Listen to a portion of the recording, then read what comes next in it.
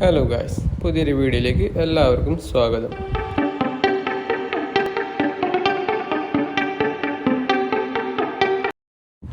അപ്പോൾ കഴിഞ്ഞ 2 ദിവസങ്ങളിൽ വീഡിയോ ചെയ്യാൻ പറ്റില്ലായിരുന്നു. വേറെ കുറച്ച് കാര്യങ്ങളിൽ തിരക്കായത് കൊണ്ടാണ് ചെയ്യാത്തത്.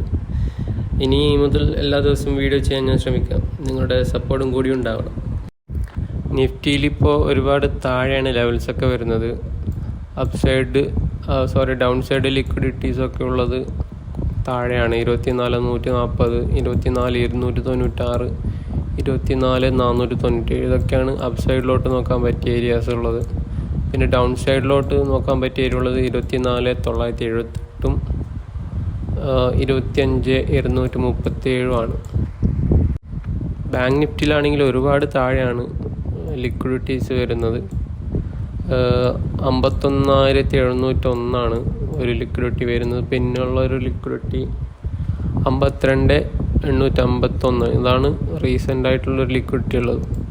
പിന്നെ ഡൗൺ സൈഡിലോട്ടുള്ളത് 53,858. പിന്നെ നമ്മുടെ ബാങ്ക് നിഫ്റ്റിയുടെ ഓൾ ടൈം ഹൈയും ആണ് ഡൗൺ സൈഡിലോട്ടുള്ള ലിക്വിഡിറ്റീസ് ആയിട്ട് വരുന്നത്.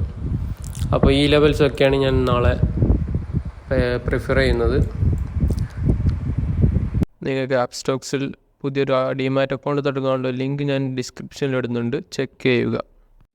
അപ്പോൾ നാളത്തെ ട്രേഡിംഗ് വീഡിയോയിൽ കാണാം. ബൈ.